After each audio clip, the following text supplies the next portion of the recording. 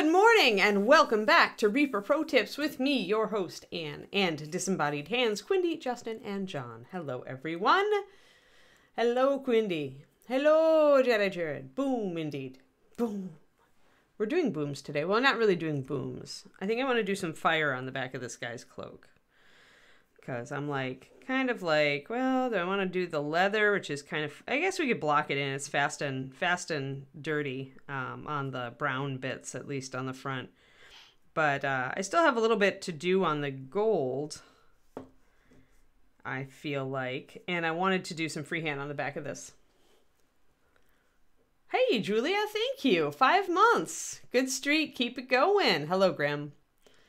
Hello, Bob and Julie. Yeah, so I was thinking about doing some freehand today, just to, you know, because we haven't done it in a while.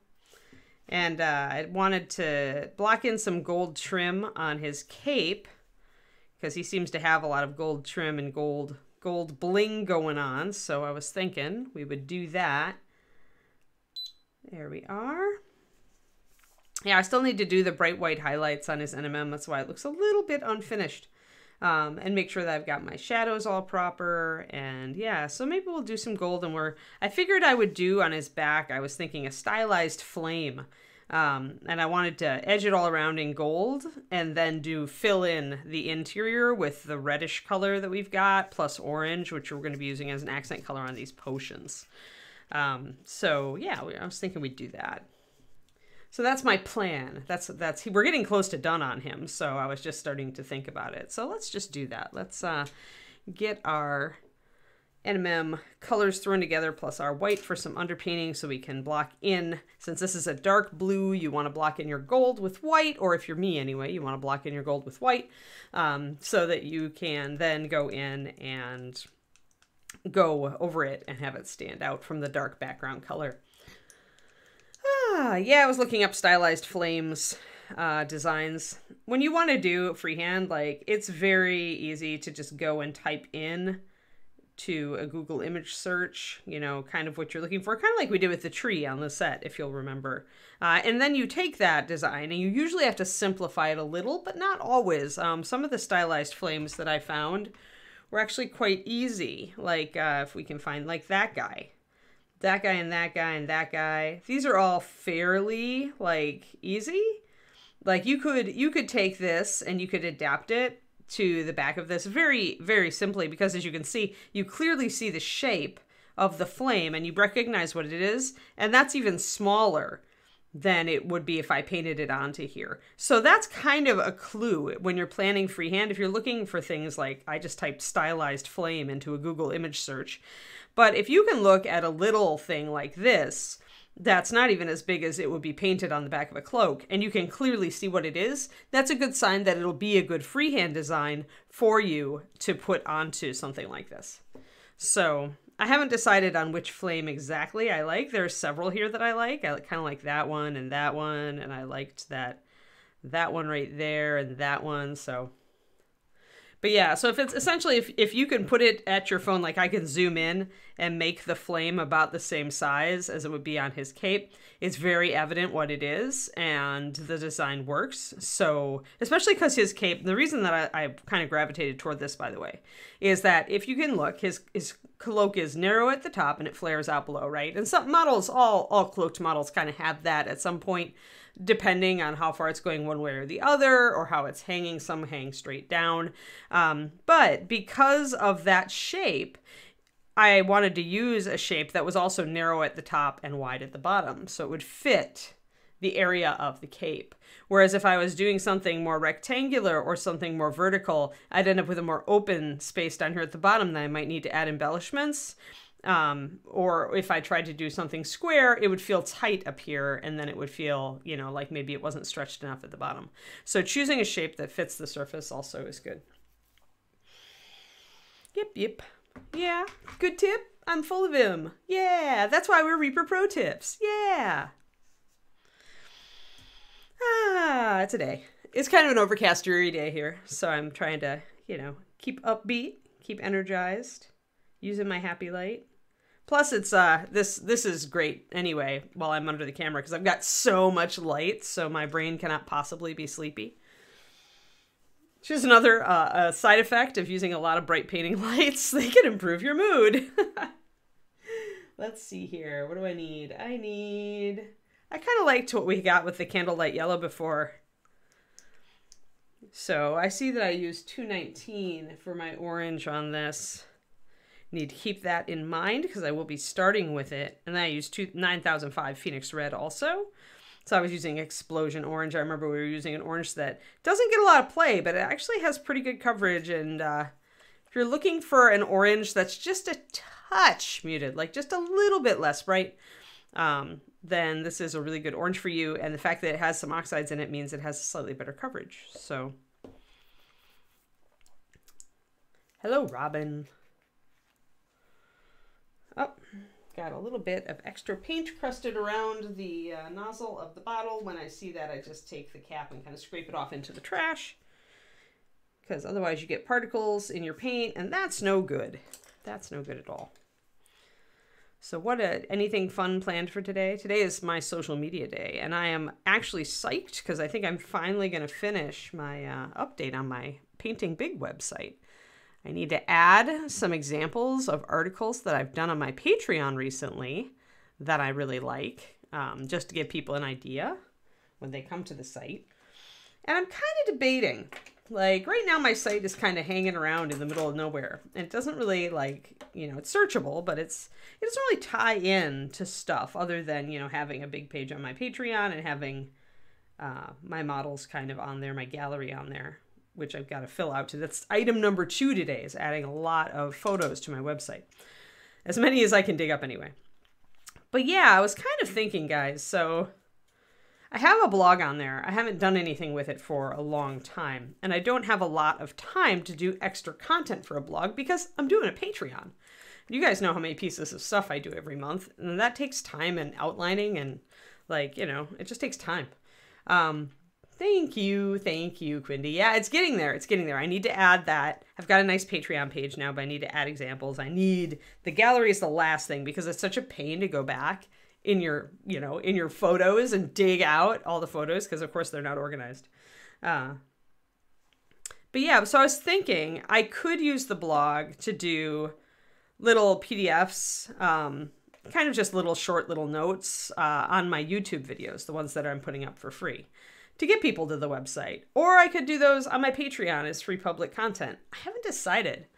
I kind of would like to have a little more value on my website. Otherwise, why is it there? Other than as a gallery, which is nice, and I do need a gallery. But if I just needed a gallery, then I should have just gone to Putty and Paint. And I might still put stuff up on Putty and Paint for that matter. So I'm kind of like, any input that you may have, any thoughts that you may have on this quandary are welcome. Hi, Chapman. It depends on the kind. Like, they're all different kinds of blue tack, Chapman. Some are really sticky, and some, I find, are a little bit less so. And mounting putty is the least sticky of all. But so what I do is I tend to buy a few different brands, and if I get a really sticky one, like this dark blue one is almost too stringy, it's way sticky, then I'll put it with some mounting putty or some of my less sticky putties. But the other thing you can do is when your mounting putty comes out of the package, hold on, let me grab a mounting putty. Where are you? Or when your blue tack comes out of the package, let me grab it. I think I've got one here that's pretty good. All right. So this one, and I don't remember what company this particular one is from. I just pick them up as I see them because I know they're all different. But this one, when you pull it out, it's not very sticky. You kind of just pull off a chunk, right? But the key with this stuff is it's like silly putty. And you can actually probably use silly putty for this. But as you knead it and get it warm in your hands, you're going to notice that it gets stickier. So that's something to consider. So I always knead it up a lot, and then let me grab, I was actually trying this yesterday and I was challenged with a putty. So let's take Hair Folk, who I was working on yesterday for a tutorial. And this putty is not really all that. You can see how it's resisting even moving. It's because it's older putty. Let me put my blob up there. So I'm going to sit here and I'm going to knead it for a little bit. just like silly putty or clay or whatever, you know, it's stiff when it first gets out. So now you see it's kind of starting to pull apart, lighten in color. And it's also, you can tell, getting more pliable. See how much easier it's stretching even after just a little bit of kneading. So you want to keep going on this just for, you know, 30 seconds, a minute, whatever. It's kind of relaxing. It's kind of therapeutic. And then when I feel like it's really stretchy, like where I can like, it's really stretchy and pliable, that's nice. So even if it's not terribly sticky, I will then form it into a blob. You want it wider than your model space. Doesn't matter if it's thin. Put it down. Kind of squish it so it's a little lower in the middle, because that's where your model's going to sit. And while it's nice and sticky, stick your model on there, press her down, or him, quite firmly until you kind of see the putty bulging up on the sides. Then what I do is I curl with a finger. I push the putty up against the base. See that? Because at this point, my putty is tacky enough, and also like I can push up little bits of it. It's not gonna, it's more pliable. And then I push that up around there. If it's a really resistant putty, I may actually curl part of it up over the base like this. Like if I feel like it's really not that sticky and I want that extra hold, I'll do that. And then, of course, to paint the base, you're going to have to curl the putty off. But this is where working with a less sticky putty is actually good, is that it's very easy to curl it off. It won't stick to your base. If you do get putty sticking to your base because you find a stickier blue tack and you use it by mistake, just take your blue tack, ball it up, and kind of just pat it against the stuff that's stuck to your base. It'll come off. So that is, I guess, my tips for using blue tack. But yeah, knead it up. Make it warmer. As it gets warmer and as you pull it and stretch it, it gets a lot more pliable. It's like chewing gum. Yeah, does that make sense to you, Chapman?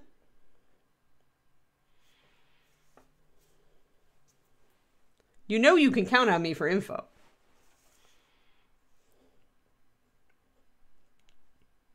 There we go. All right, hair folk, go back up there. I need to get out more blobs, more blocks. All right, put back the blue tack. I have so many different kinds now. I've got at least 4 kinds sitting in my drawer. And it's all got different amounts of stickiness and stiffness. Like, it's good for different things. The stuff that's less sticky tends to be a little stronger, weirdly, if you can get it nice and worked up. It'll hold a little bit stronger. That's why they call it mounting putty versus poster tack, for example. It tends to be harder to get, like, really kind of, it won't ever go goopy, but it should go a little softer. And then the really sticky ones are more definitely for lightweight things. So yeah, that's kind of like, just like with paint, every type with different properties has different strengths and weaknesses. Thanks, Turjon, for that tip. I've never used green floral tack. I've always gone for poster putty or mounting putty. Yeah. There we go. All right, so we've got colors, and I want some dark. I'm going to do a mix of russet and brown liner, I think.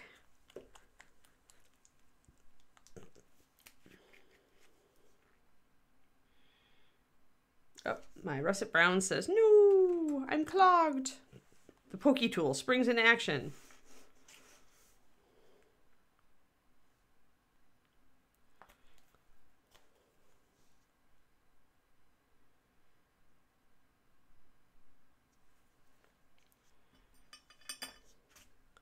Oh, also, Justin, if you're listening, I know the other day Michael said I could have a Clever Crow pokey tool on the show. And I realized I have not given, like, I didn't give him my address. And if Reaper mails it out, then it's going to, like, probably go to the wrong address because I don't know if Reaper has the right address. So I need to text you later, Justin, to let you know my my new address since we did move in August. I think I emailed, and I definitely have ordered since then. Like, I've ordered to this address. So your first clue is if it has an apartment number, it's the wrong address since we live in a house now. But I'll touch base after this. I didn't know who to touch base with. Wasn't sure if Reaper was going to mail out Pokey Tool or if I needed to talk to Michael. You know what? Let's use Rogue Shadow instead of Brown Liner. Although, the problem with Rogue Shadow is it's a great shader color, but I don't think it covers quite as well as Brown Liner. Like, it's not quite as strong. So if I want a more blended shadow, then I should use maybe Rogue. Yeah, I don't like the two-sided tape, though. I'm not sure. I really like to be able to curl it up over the base on heavier models. And that's something two-sided tape can't do. So I've used it. That, and if you leave your model on there for ages, like if you're like me and tend to put down a model for a year and then you pick it back up, if it's two-sided, like if it's the foam type of tape, it may rip up and stick to your base. I have had that happen. So, but to each your own. Double-sided tape is a very viable option, and it's super cheap. The advantage of poster putty over that is that you can reuse it pretty much infinitely until it gets like really degraded. But yeah, both of these are viable options. I had people use both at Paint Club with fine success. So, and Shadow Raven does have a point. It is most double-sided tape is it's never going to stain, and it's pretty clean, and it's pretty simple. All right, let me see here. I need water.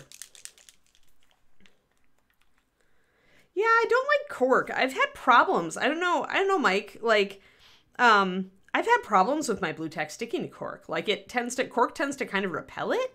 So I use the wood blocks instead. But that's interesting that you use cork. Yeah, because I was using a miniature holder. I don't know where I stuffed that one, but I have a miniature holder that has a cork base to stick models into for if you're sculpting. And I had real problems like that cork. Maybe it was just that cork that was really repellent. It did not want the blue tack to stick to it. And also, yes, hi. Hi, Mike. So yeah, experiment. I mean, it always comes down to what we say on this show, right? Experiment and see what works. The more you experiment, the more you critically think about what you're actually looking for in a product, the better you're just going to get a better grasp on everything. And you're going to be able to explain to people when you meet people who ask you about your choice, you're going to be able to better explain exactly why you like your choice. And, if you tried other things, what you didn't like about those things. And that's useful information for people. I know a lot of us, we end up kind of sponsoring other friends or people into the hobby where they see what we're doing and they get interested in it. And so I think that, trying a bunch of things yourself is a great way to help other people when they ask you questions about what you've done. Yeah. Yep. Yeah. Hot glue. Yeah. I love hot glue, but yeah, that's the problem, right? Quantum is how do you get that dang stuff off? Right. It's a lovely thing, but it's also hard to snap it off, depending on the material of the model that you're working with. So there's my color selection, along with pure white, so you can see. So when you're doing gold NMM, you usually want a 5-color progression, and the two at the ends are going to be a very dark brown, usually. And then at the far end, you're going to have pure white, always with NMM, always pure white. Because that's why my gold isn't looking quite right now, is that I haven't added in that dot of pure white that really makes it look shiny. Hello, Eric Jackson. Welcome. This is, if you haven't been here before, this is Reaper Miniatures Morning Stream. Pro tips. I'm Anne. I've worked for Reaper for almost 19 years now. Oh my God. Longer than I have worked for anything else in my life. For sure. And yeah, so I was their staff painter. I made the Reaper Master Series paint line. I was the one who made it, who created it, and I hand mixed every batch for like 15 years. And then now I do their streaming show because I moved out to the West Coast back in 2020. But I am still a Reaper employee. I still get to celebrate my Reaperversary in April. So I'm just racking up the years. When I hit my 20th, maybe we'll have to have a party. Although unfortunately my anniversary is nowhere near ReaperCon, so having a proper party is difficult. That includes all of you. So I'm going to add touches of white onto areas that I feel are going to catch the light the most. We also need to come back in and do these runes, don't we? We have so much to do. I do want to map out the freehand today, though. So I might go back and at least do that before I get sucked into bringing up my highlight on on the gold up here that we didn't quite get to last time. And I need to strengthen my white because it's not coming up quite strong enough for me. I want it to be able... Thanks, Captain. Captain Redbeard. Yeah, he's actually not even, like, he's not my favorite model that I'm working on right now. He's, like, probably second to last. I think I like Noli better. Noli was who we were working on a couple days ago. And he's the featured model for this month for Reapers, the free model, I think. Right, guys? The Knoll Pirate. He's so cool. And then I do really like the Ogre. I think the Ogre is really coming along really cool. I'm looking forward to see where the Ogre goes. And then tomorrow is Bust Day, guys. To celebrate Friday, we will have Bust Day where we work on our pirate bust. I don't remember if we chose... I think people wanted... That's right. You guys wanted a brown hair, but that didn't go to blonde with highlights. That'll be interesting. All right. So putting just a little bit of touch of white down there at the bottom. And Clan After Party. Free model of the month is a new Knoll. Really? A new Knoll? Even more Knolls? Okay, this makes me happy. You guys know how I'm into Knolls.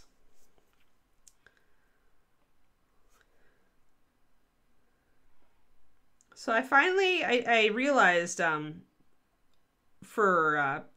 I was on Crow's Nest, guys, I realized that I've been lax. I made new Year's resolutions for my writing and for my weight loss, for my health. But Michael brought my attention to the fact that I did not make a New Year's resolution for my painting. And that was rather lax of me. So I have officially made a retro New Year's resolution for my painting. And I've been sitting down. After dinner, I'm allowed to have kind of half hour to an hour to kind of putz around and finish any work from the day that I felt like I didn't progress enough on, or just to, do things like checking email or just futzing around a little bit and looking up stuff for a project or whatever. But after that, I have to sit down and then paint for at least an hour. And I can work on anything. I can work on projects just for me, or I can work on commissions. Right now, lately, I've been doing kind of a bit of both.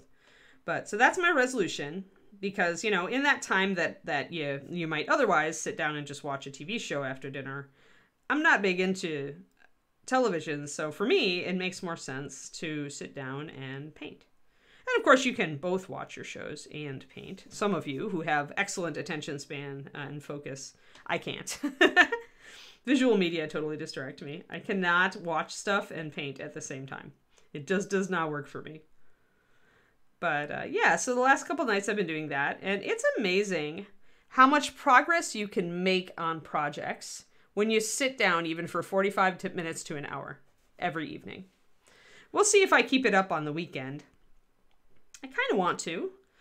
It feels good because I've got so many great models that I've been wanting to paint and that I've been in the middle of painting. And this actually lets me, and I've also got pending commissions that I just really want done. So this lets me see real progress every day, and I really like that. Do any of the rest of you make New Year's resolutions for painting?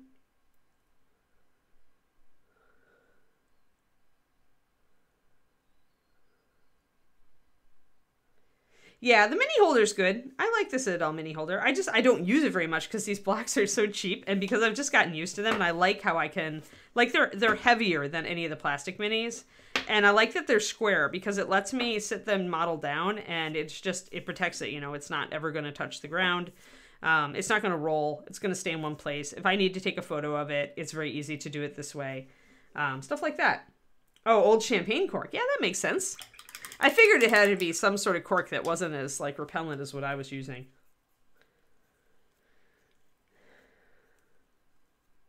Actually make use of your Patreon level and paint along. Oh, and we're about to start 2 new models, Shadow Ravens, so that's pretty awesome.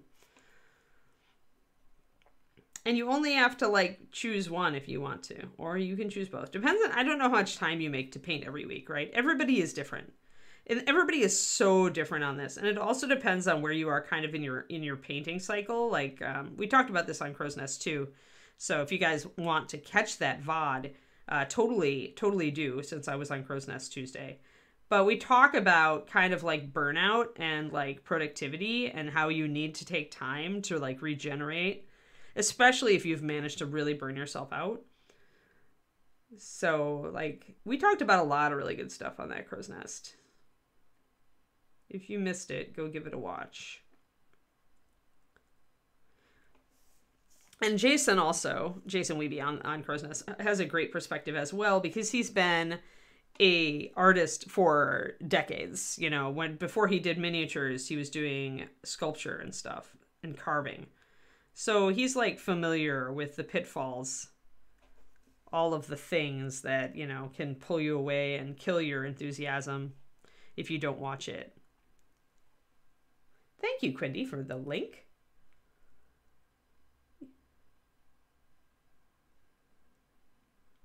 I was going to let the vote go for at least a week or two. Usually once the vote gets, like, after the initial surge, you kind of have an idea who's going to win. I think that the Marika, the 28mm Darksword Marika model, was pretty far in the lead. So I'm pretty sure it's going to be that one, but that's an expensive model too, since it's in metal and it's a big chunk. So we can hold off. I'd hold off on ordering. We're not going to get to it till the end of February anyway, so you have plenty of time to budget. And plenty of time to order.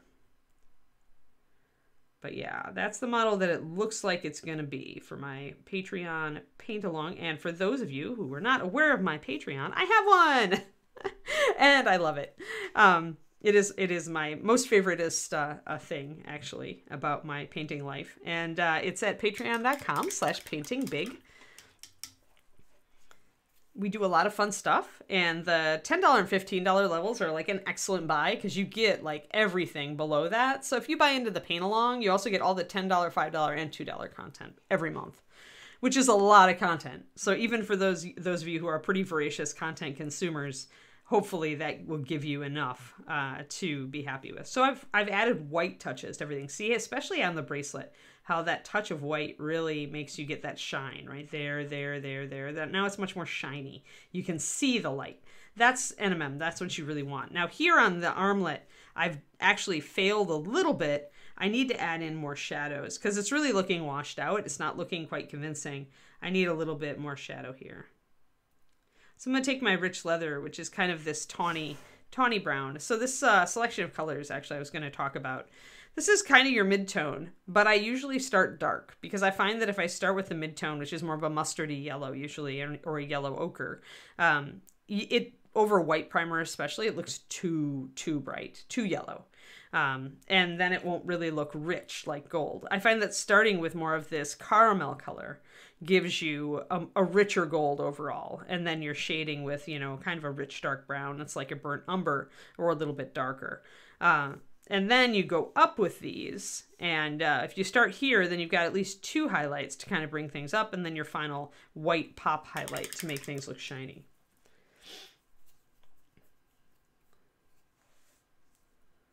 Yeah, right. I feel bad, like, because Tom is a great sculptor, but yeah, it's so difficult to paint some of his stuff because the details are so small. Those Targaryen models I did for Jim last year, man, those were so difficult. And those were simple for Tom Meyer sculpts. But boy, like kudos to Tom for like putting that level of detail on a 28, but it's rough. Even for me, it's rough. They're beautiful models though. I tend to choose, when I choose models for paint along or choose Darksword models to paint, I tend to love Jeff Grace's work. I like his style. It's elegant, but it's like the details are large enough to make it accessible. And he sculpts fairly large eyes, always a plus. So yeah, I think almost all, if not all, of the Darksword figures I have up are Jeff Grace sculpts. I think actually just the Scaredy Cat. The Sir Robin the Scaredy Cat model is not. All right, so a little bit of a popped highlight there. Now it looks much more like metal.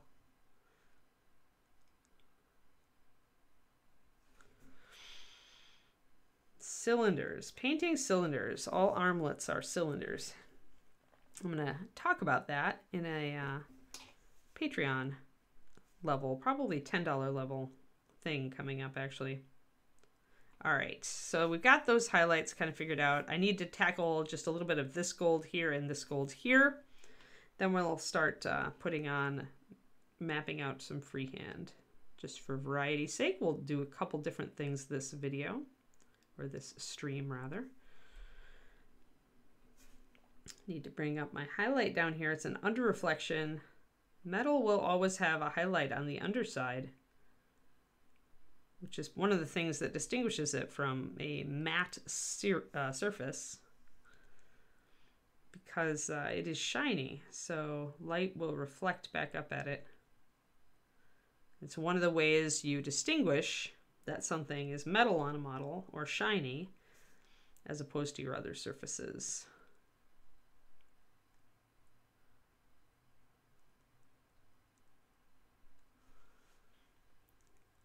See, like that.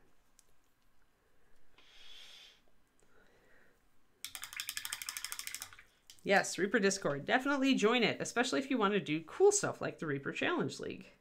If you are looking in the new year to paint more models for the year, Reaper Challenge League, or RCL, is an excellent way to motivate yourself to do that. And especially if you are a beginner or an intermediate painter, it's like painting more will probably give you more progress. See, a little bit too much white there. See how that bleached out? I need to bring in some darker color. But just painting more when you're at that stage, when you're a new painter or a relatively new painter, or you're trying to improve and master new techniques, painting more will go a long way to getting better. You will hit a point where you need to start concentrating more on technique and less on just volume of models you paint.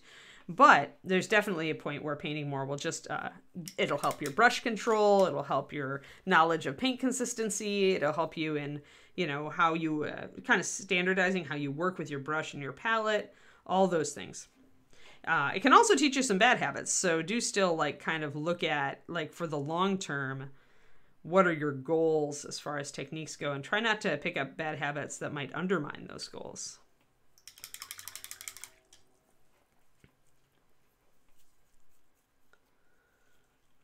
Thank you for the link, Quindy. I'm making Quindy work today. Got lots of links. Lots of links.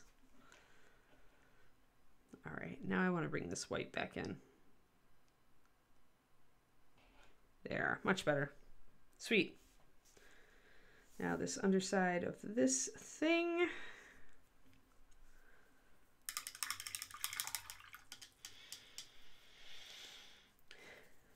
Lots of people have issues with picking colors for things. Hi, Paul John's Life. Chad is helping. I mean, what you need, I guess, Bull, the question is, there's lots of different versions of that, right? There's lots of different versions of, I have trouble picking colors. Like, often, it can be decision paralysis. It can be, there's just so many options, you just, like, look at them and your brain kind of implodes. At that point, if you're one of those people who has every paint you own out on the table in front of you, I recommend doing what I do instead, which is to have a small selection of the paints you like best out of your colors in front of you. And that way you can get rid of that decision paralysis, and, you know, you have enough of a selection to make good choices. On the other hand, if you just, like, don't know what colors go with other colors, then the color wheel is your friend. Learning to use a color wheel should be priority one for you. And also priority one along with that, because learning to use a color wheel is all about contrast. You should start orienting your mind to think about contrast in different colors, like how different colors differ and how you can make them differ even more. Understand that when you are doing things on a model and wanting it to look good, it's that contrast. It's putting a dark next to a, you know, next to a light, like dark, light, mid-tone, you know, using really dark colors and really light colors on your models along with all the middle shades. The biggest problem that I see with beginning painters is they use everything that's all of one tone. They'll choose a medium red, a medium green, a medium blue, a medium brown, and that's what they run with, instead of using a dark blue, a light green, you know, a medium dark brown, a bright red. You know, trying to vary up the light and dark. Because everybody seems to start with like mid-tone, and then they'll just shade and highlight it. But then everything on the model is the same range, and so you don't have a lot of contrast. Whereas here, we've definitely varied it, right? I've got kind of a medium light on the teal. I've got definitely a medium dark on the blue. I've got black. I've got the gold, which comes up to pure white, so it's a very bright accent. Plus it's yellow, so it draws the eye. I've got this pale bone on the staff and on the horns here. So all of these things, you know, and then I'm going with a very dark leather, a dark brown here for this leather. So I'm varying dark, light, and middle, and even like mid-light and mid-dark. And what that comes down to is knowing your color wheel. You have 10 values on your color wheel most of the time. Value 10 being close to pure white or pure white, value 1 being close to pure black or pure black. So I always say when you want contrast, you should aim for 2 steps apart. So like if you use a value 1 color on your model and a value 3 and a value 5, and then maybe a value 7 and a value 9, you've got a nice range, and you still have room to highlight and shade each of those colors. So think about lights and darks. When you're choosing colors for your model, when you're choosing a green, think about going dark. If you're choosing an orange, think about making a lighter orange. You know, things like that. Choose things and choose light darks with them. Don't just reach for the mid-value color.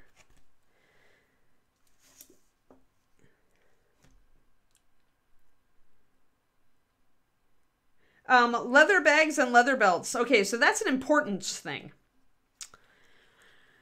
Importance and priorities. Which means that, how important is that belt and that bag on the figure? Not very, is it?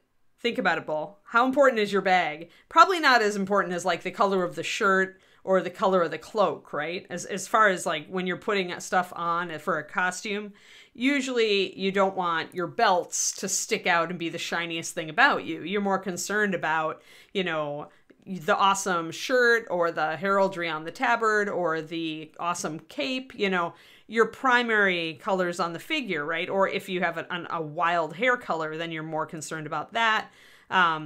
So for me, it's always a very easy decision with pouches. I'm always going to go, almost always going to go dark. And that's because they're not important. They're there to add additional detail, but they are not important.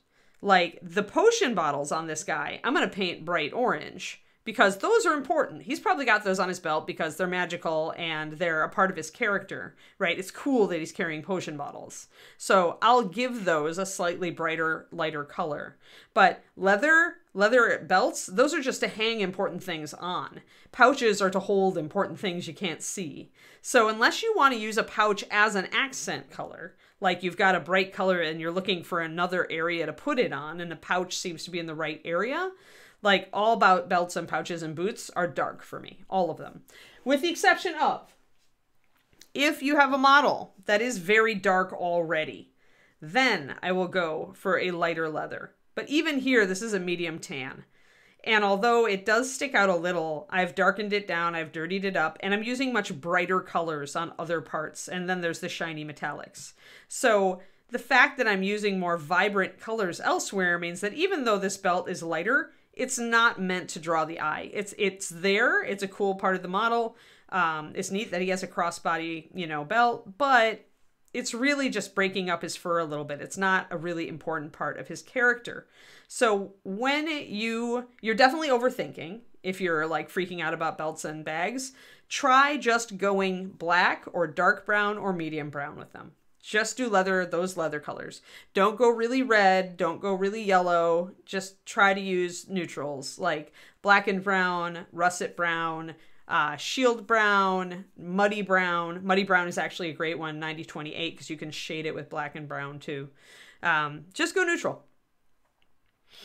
You are permitted to go for a reddish leather if you're using green on the model. Just start with those guidelines.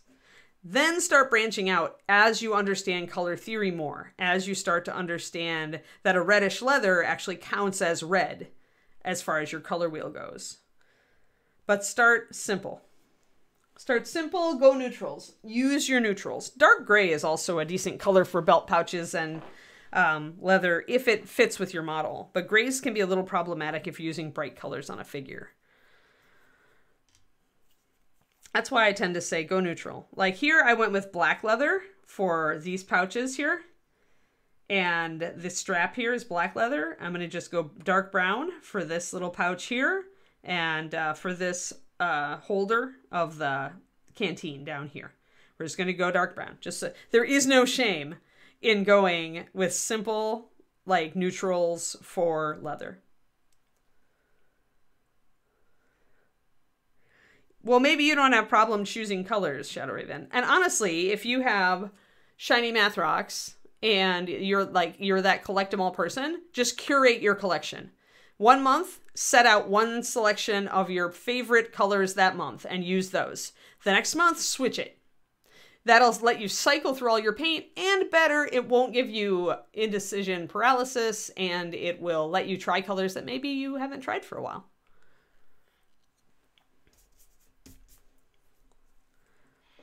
Because let's face it, we all fall into color ruts. There are always colors we reach for.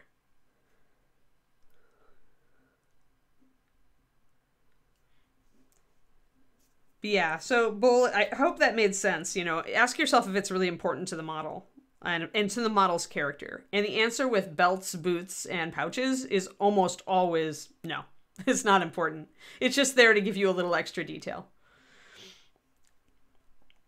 All right, so cool. We've got those, got that, got this. I need to figure out what that is. I'm going to probably make it silver. That's going to be leather. We're not there yet. That's going to be leather. The handguard. Ah, I missed two shiny gold buttons up here. Purple and teal. Hey, that's a time-honored rut. Like, Jennifer Haley was the first one to be in that rut. And she, like, rocked it and won, like, run, like, 3 golden demons with it. And a Slayer sword, so. Teal and purple is an honorable rut. My rut is red, blue, green. Or purple and gold. But at least I'm switching up my colors, right? That's why I painted the Halfling Assassin in purple and pink. And green. It's because it was a totally different color scheme than I'd used before. And I wanted to break my rut.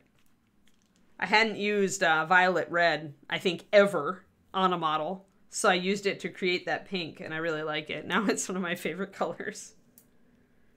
That's a time-honored rut, yes.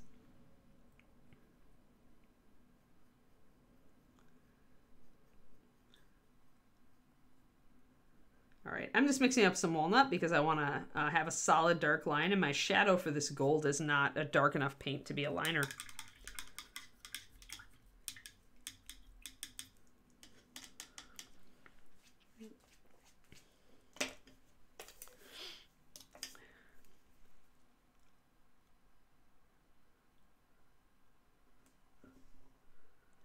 So, David has been, like, he was in a painting rut all during the holidays where he was, like, painting a ton because he had lots of days off. But then lately he's been playing Guardians of the Galaxy, which I think is my favorite game that he's played while I paint, because every time he does the, like, huddle thing, it plays an 80s song. So I'm like, I get to listen to 80s music while still not wearing my headphones. This is perfect.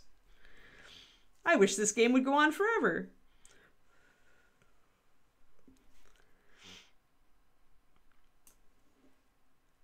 All right, so I essentially filled in the entire button. Now I'm going to block it in with my kind of caramel color, which is rich leather. 9429 from Bones. Now notice that when I just go over the top of this with that rich leather, it's pretty dark color. And that's the reason for that is I didn't underpaint it. Meaning I did not paint it. Yeah, I was in that rut 2-0. That's why I decided to, like, make my post-New Year's resolution and start painting. And honestly, pro tip, and that's even the name of this show, pro tip is don't let yourself think about it. Just go to your desk, sit down, and start. Don't allow your brain to negotiate. If you stop and think about it and wonder, I really feel like painting, you won't paint. Your brain would rather just watch TV or Netflix or whatever. It would rather be lazy. And especially if you're feeling bad about yourself and your lack of hobbying, that's when it's time to teach your brain who's boss. Sit down, start the mini. Don't think about it, just do it. It is simple. It is not easy, it is simple, like many great things and good habits in life. So let's try an underpainting. If I underpaint one of these in pure white first, then my color will be far more vivid when I put it over the top. So there's my underpainting.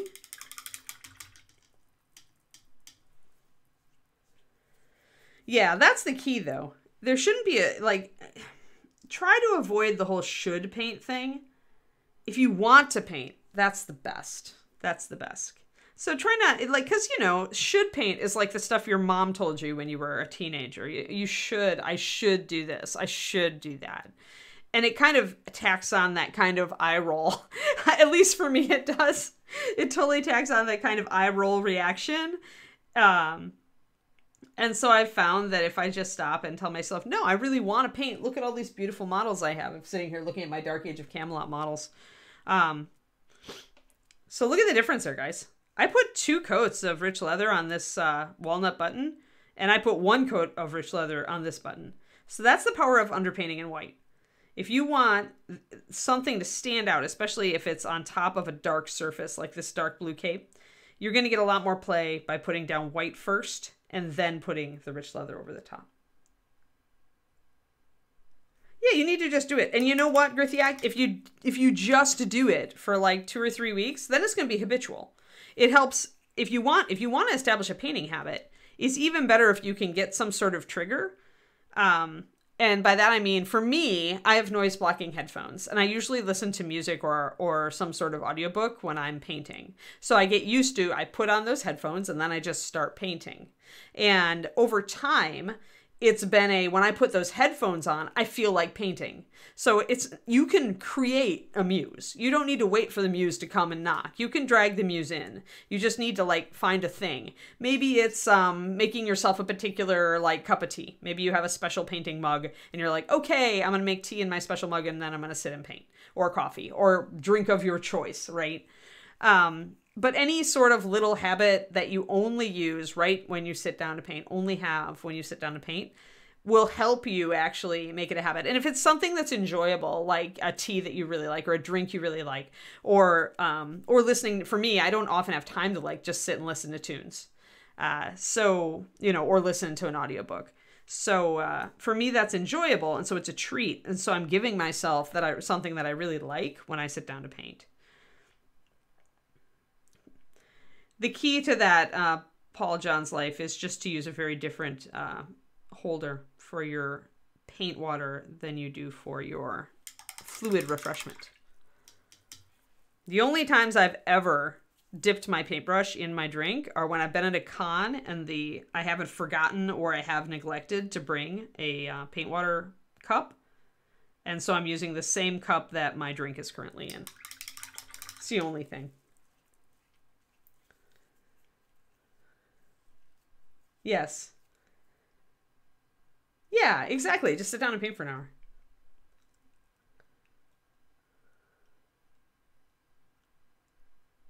No, Necromancer Purple is made largely of magenta, and magenta does not cover great. So you're going to have to put on a couple of coats, and I would thin it very little. For paints like that are really vibrant and awesome, but that don't have a high coverage because of the way that they're formulated, just only thin 6 to 1, 5 or 6 to 1, and get ready to put on 2 coats. But you should be able to get pretty good success with that, Agent Marvel. Oh, good, Crows. Awesome. I'm glad.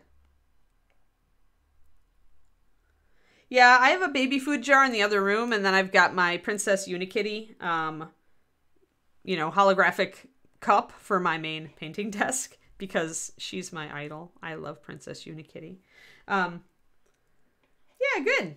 Yeah, that's another good point that Crows mentions, is that if you've got a show that you can just listen to, right? And maybe you watch a little bit, but you can listen to it and still get value out of it. That's why I use audiobooks.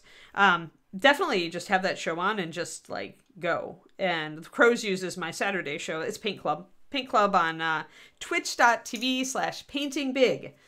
We start at around 3:30 USA Central Time in the afternoon, and I end an hour and a half, 2 hours later, depending. But yeah, that can be really good because if watching my stuff inspires you to paint, like if watching me makes you really want to sit down with paint and a mini, then the Paint Club is meant to be a great tool like that, right? So that's why I do that Saturday stream on Twitch. Is like, I always get motivated when I set out time to paint with people, and so I'm just virtually painting with a lot of you by using that Paint Club. So let's see here, Quantum. Reduce your shelf of shame. That's a good one. Right. That's great. That's a great, that's a really good New Year's resolution, Quantum. And you've had some early wins, which means you'll probably stick to it. That's kind of a key. I think a lot of people, I don't know if a lot of people talk about that, but when you do a New Year's resolution, try to set yourself up for early success with it. Because if you get early success, then you get excited about it and you're more likely to stick with it. So don't make it too hard. A lot of people, they get very ambitious. And that's good if you know you have the time to commit and you are psyched to commit that time. But you need to make your resolution sustainable. If it's something that you can do for January, but that you know you're going to have real trouble with when weather gets warmer in March and you have all these other commitments like your running club or whatever, then it's not necessarily sustainable. So try to pick something you can make sustainable throughout the year. Yeah, you should come. You should hang out and paint with us, Shadow Raven.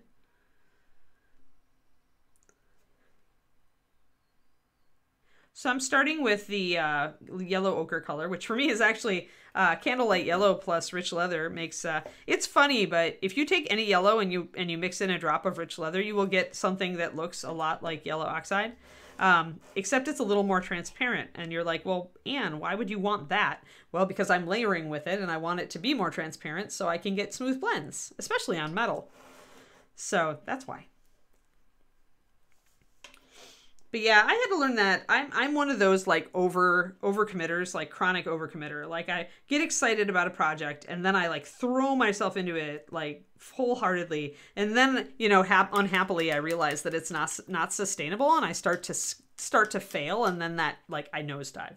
So this year, I'm making very sustainable targets, very even easy targets. I think it's not totally easy, but it's like, there's this balance for me. I don't know if you guys feel the same way. If you make a target too easy, then it feels like you can blow it off. So like making a target easy enough that you don't have to totally stress out to meet it, but hard enough that you do have to put some effort into it. I think that's like the sweet spot for me. I don't know if it's the same for you guys. And of course, if you've got a fairly easy target, you can always exceed that target, as Quantum points out. By the time you've quick painted something, then you like it enough to spend more time on it. Let's get closer on these little buttons. So this is how you highlight a sphere of metal. You've got your main highlight, there's usually a shadow, then there's usually bounced light. So you've got highlight, shadow, bounce light. Now, it's very easy to lose your midtone here because these are such small areas. So I'm going to glaze over with a little bit of rich leather just to make sure that I haven't lost some of my rich color. And I could also glaze with my yellow. Lost a little bit of my shadow there. But the secret here is in concentric circles. So you make a dark dot first and then you make a light dot north of it, or whatever direction your light's coming from. I lost a little shadow here, so I'm going to try to kind of block it back in. There. And there's very little room on these buttons, so just take your time when you're doing little stuff. And if you have to like paint it over, you can. It's not going to hurt anything. Do remember that you should keep your highlights and your shadows fairly small if you want the color to show up. If I want these to look gold, I need to keep enough kind of that gold color for it to show up. Now I'm bring in my pure white.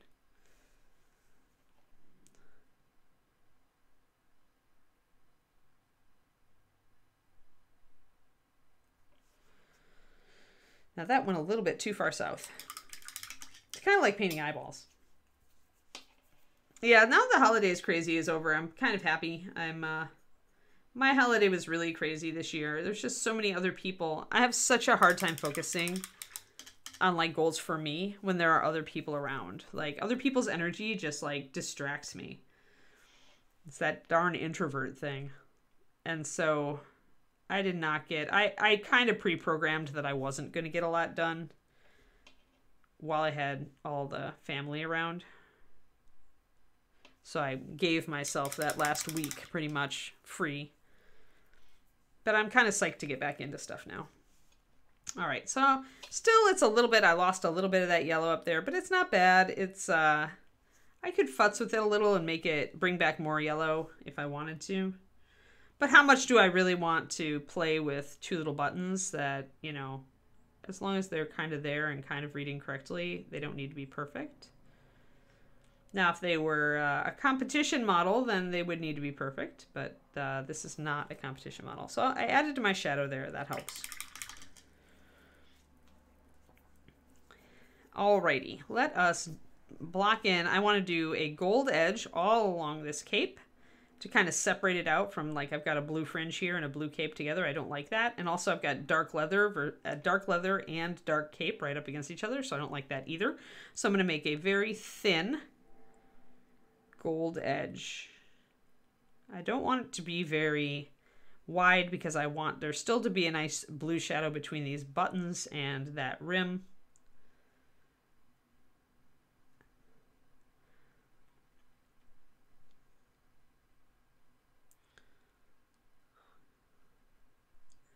And I am going to follow the cloak all the way down to the interior there. And I'm just sketching it. You can see it's really messy right now, but that's okay. I can also kind of make it narrow up here and broaden it a little bit as it goes down, just because it's obvious this cloth is scrunched together. So you can get away with that. There's lots of stuff you can get away with.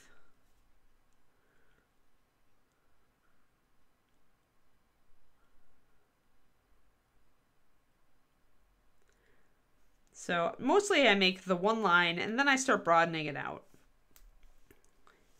making it a little more solid because I'm using thinned white, so I can kind of just sketch it in.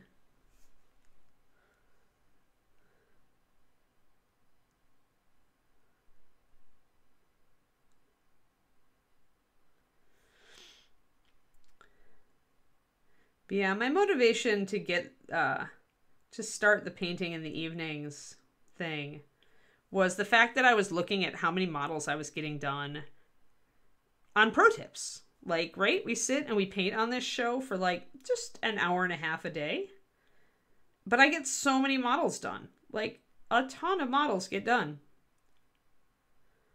And I look at that and I compare it to the models that I actually really want to paint. You know, models I bought, like the Muses and the Limbo Kickstarter and the what is it, Shadows of Camelot? It wasn't Dark Age of Camelot. I was thinking of the computer game. I think it was Shadows of Camelot from Big Child. But all those models are gorgeous. And I'm like, I am making no time to paint the things that I really love. Like, if I sat and painted for 45 minutes to an hour every night, even if some of it was commission work, I would still get at least 4 models a year done to a high level, right? I would have like so much more. And if I chose to like just paint some things for fun and not do them to a top level, then I'd get even more done. So that kind of inspired me. I was kind of like, what are you doing? You've got all these beautiful models you really want to paint, right? And yet I was just getting down on myself for not painting and feeling like I was in this horrific slump. But then I would look at this show and I'd be like, you're not in a slump. You're just not committing yourself. So I've committed. This should be a good year. 2022 should be a really good year.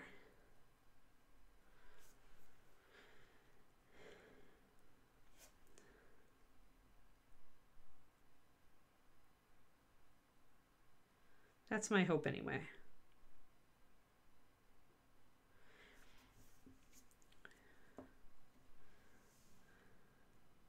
Now my big thing, my big mental hang up for me is to get out of that everything's got to be top level mindset.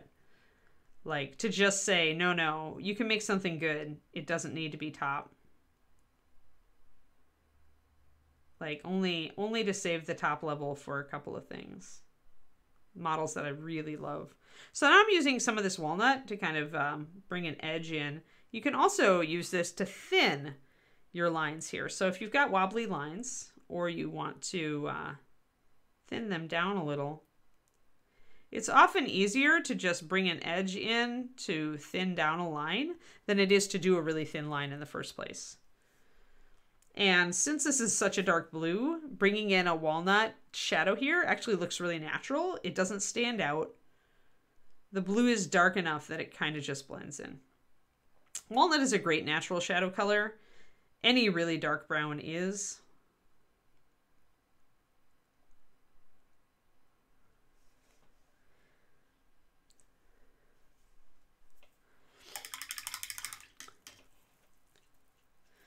But yeah, so we will see how I do on my resolutions. I'm actually really excited. I had so many carbs when I was in Mexico. I had really gained a lot of bloat weight. Carbs do that to me. So I've already dropped 5 pounds since I came back, just from going back to my Noom diet and sticking to it. And I bought a bunch of pickles that are really tasty because they're the best snack food because they're almost 0 calories, but they taste good and they're crunchy. So, yes. So at least the weight loss goal for the first week is looking great. And my writing goal has been good, so I'm on target.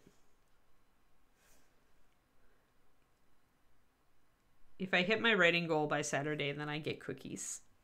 That's my reward. Oh, and that brings up another thing about making New Year's resolutions. Give yourself a treat. If you resolve to paint like a mini a week and you do it, give yourself a treat.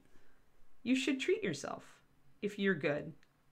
You should make it a treat that isn't like gonna like derail your diet or, you know, derail you in another area of your life, but something that really is, you know, would motivate you just a little bit. Like for me, we got evil gift basket from my uncle, and it was full of like cookies and chocolate, which of course are my doom. So I told myself if I wrote a certain number of words on my or edited a certain number of words on my book, that I could have three cookies, which is far more excessive than I usually let myself be. But it's not going to wreck my diet, and it's a nice treat. So yeah, if you have a painting goal, figure out a treat. Even if that treat is like, if I finish 2 minis, I can buy a new one. Yes, pickles. Yeah, one love for sure. Pickles and olives. I like olives too. And although they are slightly more caloric, the fat also makes them a little more filling. So, or satisfying perhaps.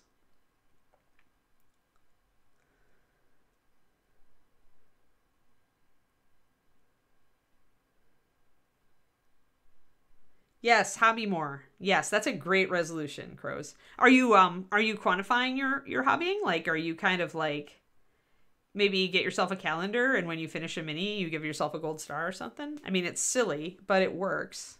I do that. I do keep a calendar where I note my progress. Because that way I know I'm meeting my goals. And that makes me feel good. I don't know. I'm one of those weird people.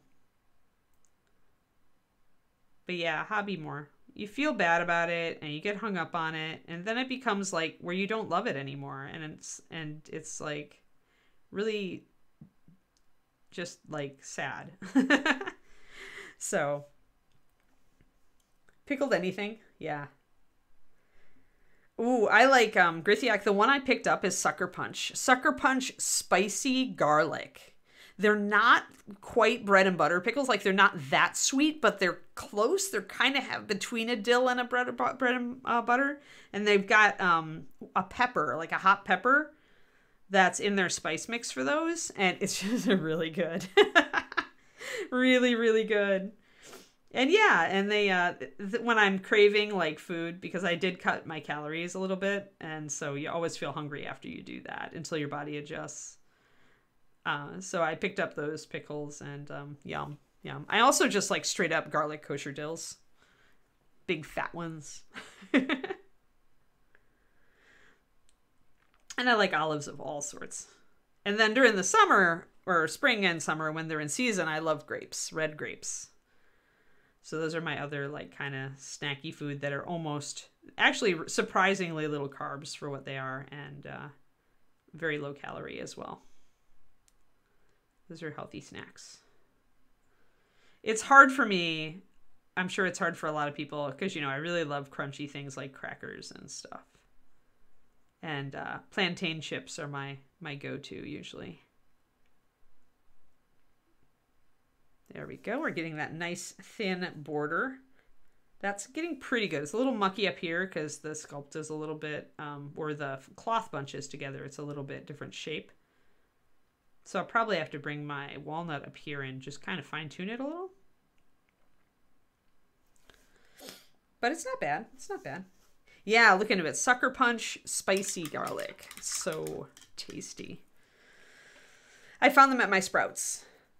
So if you have a Sprouts near you, you may have them. Yeah, like even David. Like David likes pickles, but he won't reach for them for a snack. But last night he liked those so much he got himself a bunch of them to eat with our burgers that we did. So I think that's definitely a winner in our household.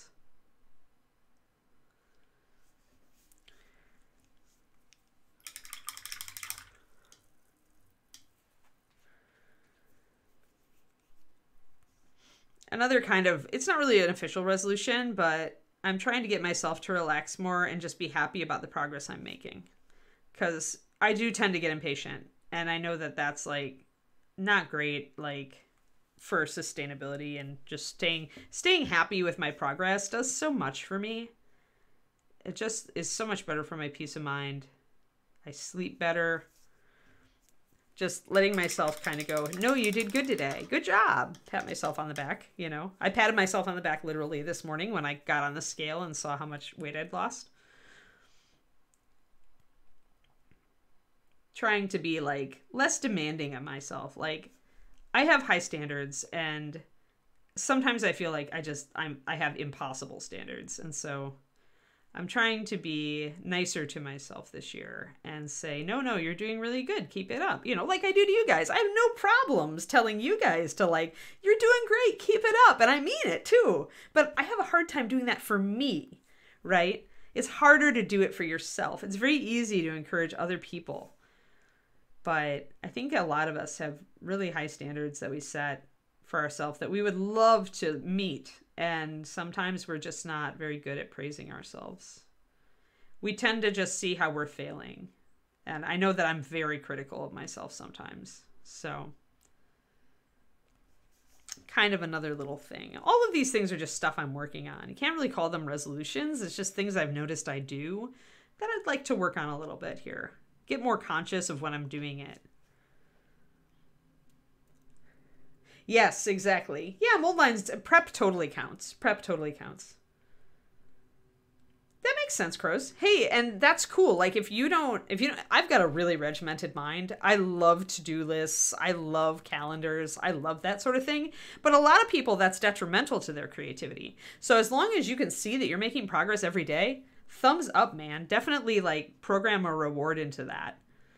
And you don't even necessarily need to like, plan a reward. It could just be that it was a day and you're like, wow, I've made a lot of progress. You know what? I'm going to reward myself. I'm going to have X, or I'm going to order, 3 new paints, or I'm going to do whatever, right? I kind of like the whole, if I finish 2 models, I can order a new one.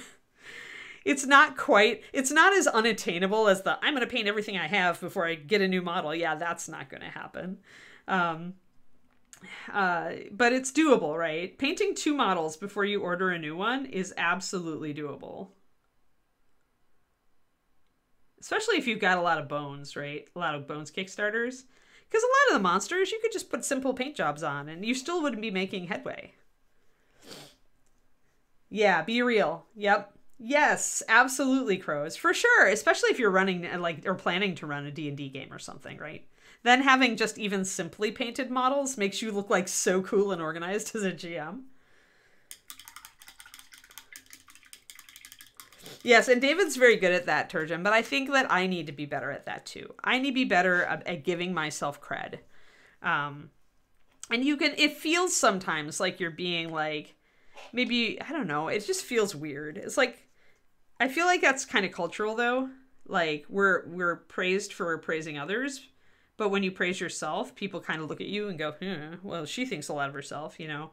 Well, but we should think a lot of ourselves. Like, we should, like, think that we're doing great and be happy. You know, it helps us be happy with our lives. Like, and so many people, like, that's one of their, like, stated goals, right, is to be happier. But you got to figure out how are you going to do that. And a lot of it has to do with, you know, giving yourself cred, I think. Setting out to do things that make you happy with yourself and then giving yourself credit for doing them. So he's got a rip in his cloak back here. So I'm going to leave a gap in my gold, what will eventually become a gold trim. We'll have a break or a cut. He's pretty well put together, but he definitely has some flaws in his stuff. Maybe set a goal of painting one a month, Cryptognis, or whatever you have time for. Like, figure out, do I have time to do this? And, you know, do it. And if you don't, like, okay, so here's the other thing. Don't, like, sit there with a load of guilt. That's what we could call is the load of gray guilt, right? The bones models that are piling up. Do what I did when I moved, which is, if you look at the model and you're like, man, I just don't feel like painting this, put it in a pile. And then find friends that love miniatures, or maybe even people who are poor, who like don't have a lot of money for the hobby, but really want to get into it, and like gift them. Like just say, hey, I'm never going to paint these. I'm going to paint these other ones, but I'm never going to paint these. And so here, this is a gift to get you started in the hobby, right?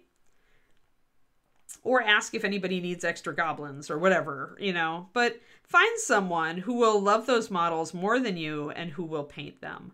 I had so many minis that I had built up over the years. And when I got them, I really did want to paint them.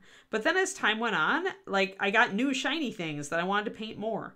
And there's nothing bad about that. I mean, yeah, you spent the money, but it's like, it's a sunk cost. You spent it. You're never going to get that money back. Unless, I guess you could sell the figures if you really wanted to. And if you're short on cash, maybe think about that. Because you could, you know, get a little bit of money on eBay if you felt like doing it. But yeah, just don't guilt yourself with it. Like if you really feel like maybe you're just not going to paint those, don't just feel bad about them. Just, it'll make you feel great to give them to somebody. It made me feel great to give away a bunch of my Confrontation and other models when I was moving. Like being able to just bring it to Paint Club and say, hey friends, like just go, take what you want. And that felt great. That felt great because it removed it from my closet. And it removed it from my shoulders, and I got to make somebody else happy. So,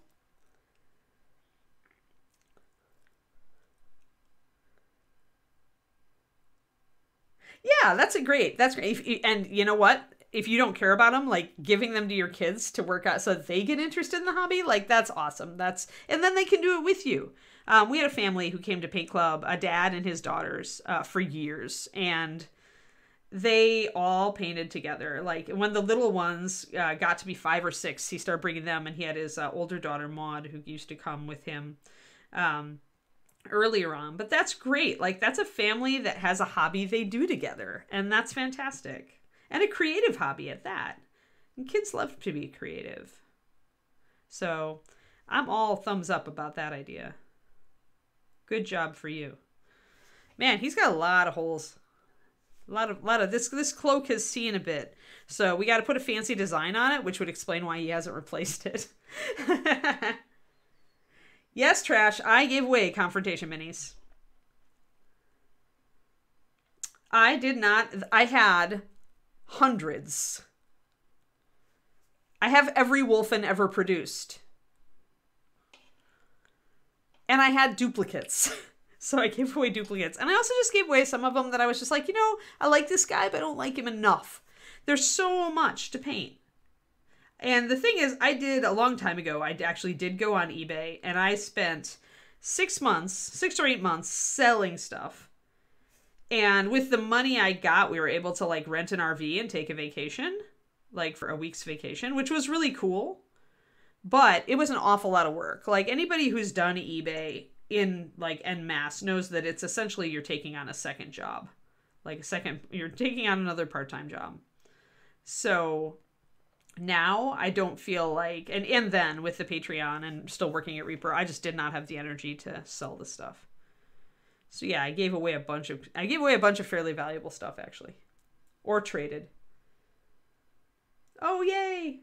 Oh good! Battletech! Yeah, get her into Battletech. That's awesome. Yeah, that's really good, Crows, that you have that habit.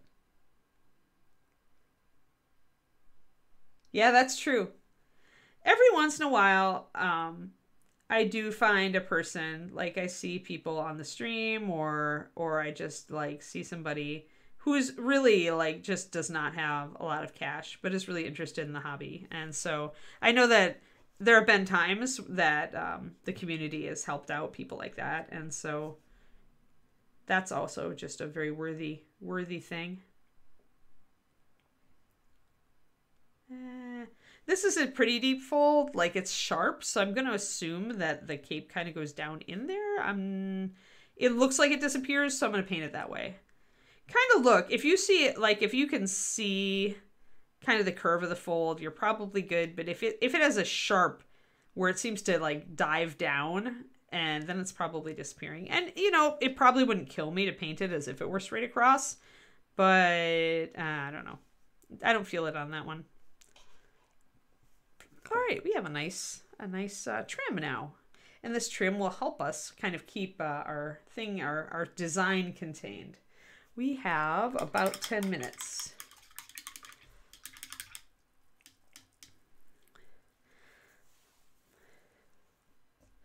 I hate cleaning minis, I'll confess. Back when I was doing a lot of metal, I actually found like removing mold lines to be kind of therapeutic, but now I've gotten spoiled. I have all this awesome European resin that takes such little cleanup. Like there's almost nothing wrong with it. So when I get a model that does take a lot of cleanup, I just get kind of meh. Now I just want to get to the painting. So I have to actually stop myself and make myself prep. Once I'm into it, then I kind of get zen in it, especially if I can just listen to some music or something. But let's get our fire out. So remember we were looking at fire designs. I think I really like this one. I think I want to do this one. So that has a component. It would start with a teardrop shape. Now, okay, so if you choose... Once you choose your, there we go. Once you choose your design, you have to, I got too close. But let's just use this. So once you choose your design, figure out what the main shape is. And that defines maybe the bottom or the top or a side. And in this case, this one is a teardrop, right? Yep, flame. I want to do a flame on the back, a stylized flame on the back of his cape. Hold on while I try to get this thing closed. I accidentally made it too big. I'm going to close it and reopen it. There we go. Much better. Yeah, those guys. Boom. Oh, no. It zipped up a bit too much again. I zoomed in first. I need to not zoom in. There we go. So yeah, so let's isolate this.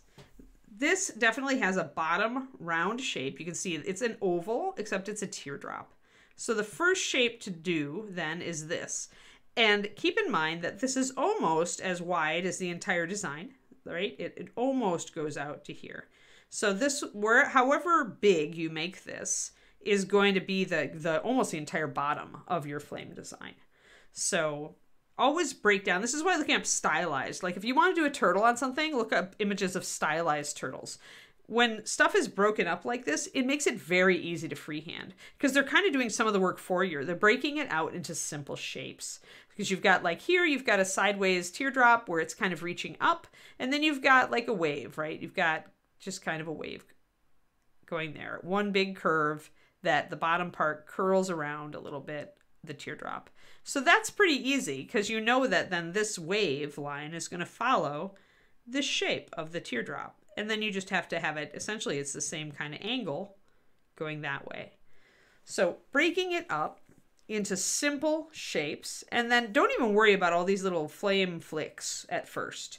Just do your base shape and then add your little flame licks. So if we're going to do that here, start with the simple and then work it more complex. You can always take your dark blue, in this case I think we used Riddlerlick. You can always take your dark blue and use that to edge in if your flame gets weird or out of shape. You can also thin your white a little bit more if you want. If you thin it, it's going to be easier to paint over it. So actually I'm going to grab some and take it into a new well, because you just need it to be very light. I find if you do a really bold white line like this, it can be harder to cover over with paint to lose it if you do it wrong. But if you do a thinner line, it'll let you kind of sketch. So let's sketch with our white. So we need to define how wide we want this design to be. And I think I want this design to go over to here, maybe here-ish, and all around to here. It's probably going to come up on the side here. I want its bottom to be about here, so I'm just going to put in a little dash. Notice how much I've thinned my paint. It's barely there, but that means if I screw up and I have to paint over it, it's going to be super easy. So there's my first little curve. Now remember, it's going to be a teardrop, so we have to figure out the bottom oval curvy thing. And I keep my image up on my phone. Now I need to define, remember the teardrop here defines the left side of the design. So as I bring my curve up here, I'll probably include that little flame lick there because it's easy. But I'll also keep in mind that wherever I bring this up, it's going to be the limitation of the design. It's not going to go any wider. Now, this is just a sketch, and if I want to make it bolder or bigger, I certainly can. So, and also because these folds are so very in and out, like this is a very foldy cape. So we're going to have to kind of battle that a little bit.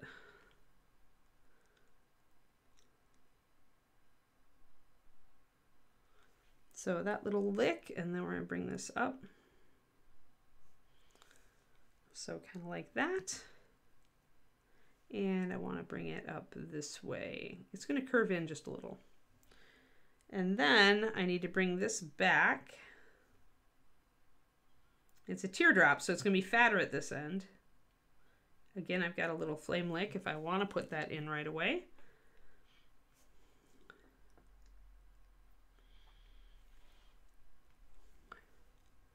And if I screw it up, like I said, I can take my Riddlerlick blue, bring it back. So I think that my bottom is okay. Yeah, that's pretty good. I made it a little fatter, almost like a fireball at the bottom there, but I like that. This is more or less the right shape. But yeah, it can be challenging to have a shape look right on a cape that has this many folds in it. So we'll see how we do. And again, it's so easy. And this is why, if you'll notice, I put like one layer of like highlights, maybe like 1 to 2. Like I did kind of a wet blend. I put some shadows in. I did a layer of highlighting here and then a little extra highlighting at the top. But I didn't like finish out the cape necessarily. Like I could still do more on the cape. And the reason for that is that I knew I was probably going to do freehand. So knowing that, I didn't want to have to repaint a bunch of stuff if I decided I didn't like my design. So keep that in mind. Do a basic highlight, shade, and midtone blend on your surface so that you don't have to worry about it if you like painting. If I was doing just a linear design, I wouldn't have to worry about re-highlighting here, which can be hard if you're trying to do it around a design. So, but then don't go any farther necessarily with it. All right, so this other part of it comes up, comes down, and it mostly is a smooth curve, a smooth wave, remember? It doesn't really have any there. So it's coming up. Let's see here. Then it gets up and it does a lot of like little flame tendrils. So it really has an angle here. It comes back over. And here we're lucky because this part is going to really suggest that it's fire, and it's on a fairly flat part of the cloak, so it should be okay.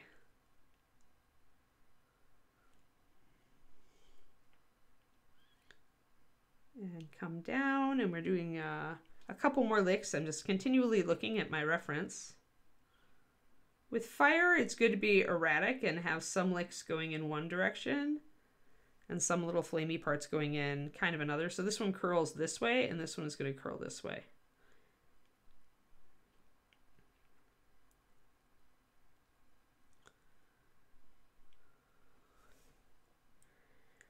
So that's getting there. And now, oh, I lost my art. I'm going to do a gold edge around the whole thing, and then within it, I'm going to color in a, similar to the skin pendrake, I'm going to use 9005 and 9219, and maybe a little bit of yellow at the end. And the problem here is that we're coming off a little bit, and this is the problem with cloaks, is that they always seem to flare out to one side, and like you want to center the thing, but if you really look at the amount of material, like it is centered, it's just not visually centered. So this can be really annoying depending on how much you want to be annoyed by it. I could make my flame wider if I wanted to counter that. I could also put a design in the corner to throw off the eye a bit, which I would have to like do over here as well, which would be hard. So let's just get our flame down and see. But there may be times you think that you're off center with your flame, but if you actually look at the amount of material, you're not. Like if you look at the folds and everything, you're not. So then it's kind of like, well, do I want to go with the design that's right, even if it looks wrong, or do I want to do a design that's wrong, even if it looks right? And that's just something you get to figure out yourself. All right, so here we've got another little flick of flame. And I'm going to make it a little bit more curly than the one in the original art. Because I like curly flames, and I cannot lie. And again,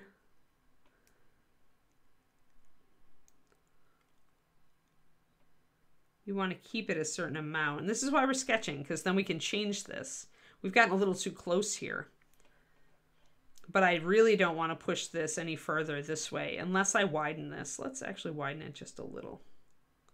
And this is why we're sketching, so we can change it, adjust it easily.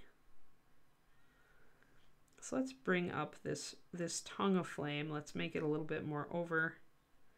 Then we can move this one a little bit more over.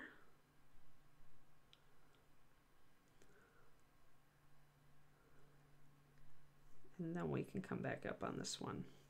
And we'll probably change these a little bit.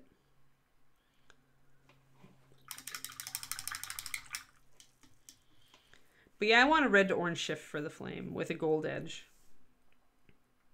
I decided that this guy's probably a fire kind of, he likes fire with his skin color. So I'm going to use just some walnut here to bring in a bit of a shadow. And again, against the dark blue, the walnut's not going to be too disruptive. I can still come in with my Ritterlick and touch it up. And I'll do that at the end. Like, I'm going to just like get this shape done, get it all done, and then I'm going to go, all right, what did I do wrong? Like, what do I need to touch up at the end? And I might not add the two tongues, or I might just keep this one tongue. We'll see. Feel free to change your design. If your base design, like you do it and you adjust something and you lose a tongue of flame or something, if it looks good, just go with it. You are not beholden to your original inspiration art. You do not need to duplicate it exactly. As long as it looks like it's a flame, you are pretty good.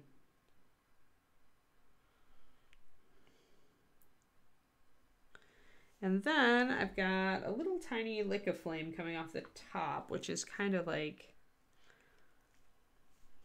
and actually that's where we want maybe a fork of flame to have that come off. Let's see.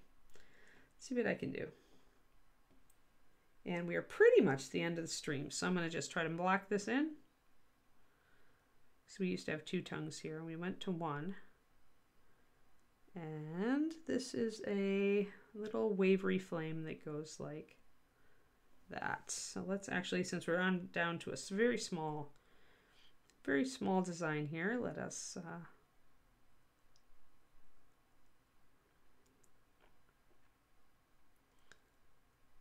use a slightly stronger white to map it in. And now here's where you can like choose to change your design again. You can go, all right, I want to make this skinnier and finer. I want the tongues of flame to be a little more narrow so that it looks more dynamic and it's less heavy.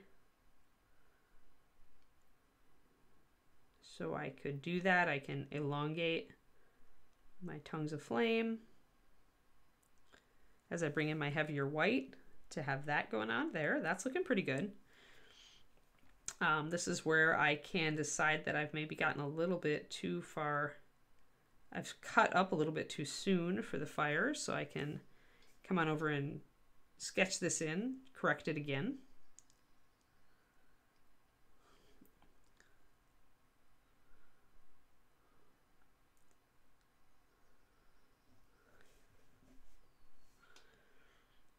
Maybe I'm going to add a little tiny tongue on this side, like there. So I can add little additional details if I want to, and kind of just block it in. But that's a decent representation. I might even want one tiny little additional flamelet coming out between these two.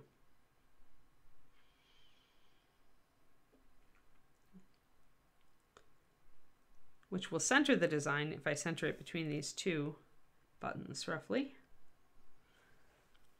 There. That's a cool flame. I like it. And once we get like it broken up, it'll, and I'll figure out how much I want to break it up. Yeah. Anyway, my idea will change as we go on with this, and it always does with freehand. Like for me, I'll start with a basic concept, and then I'll be like, oh, I could do this. Oh, I could do that. Oh, I could add more design elements, you know. But getting your basic shape down is your step 1. So figure out your basic shape, get it down. Keep in mind that it is not set in stone. You can always change it, mess around with it. You might make a mistake and actually like see that turn into like, oh, I could do this. You know, it might give you an idea. So leave yourself free to make mistakes.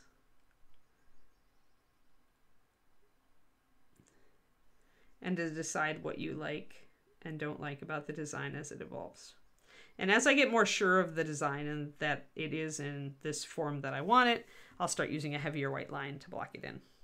So that brought that little tongue over there, brought that a little closer to this side of the cape. He is turning, so I think this looks fine. Because he is turning to the side, you can still see the majority of the flame, and we can see it from the other side as well. So I'm okay with this. I'm okay with this. This is a good basic map that we can then play with. All right, I'm going to call this. We went just a little bit over. But I hope you guys had a fun time today. This was a good stream, I think.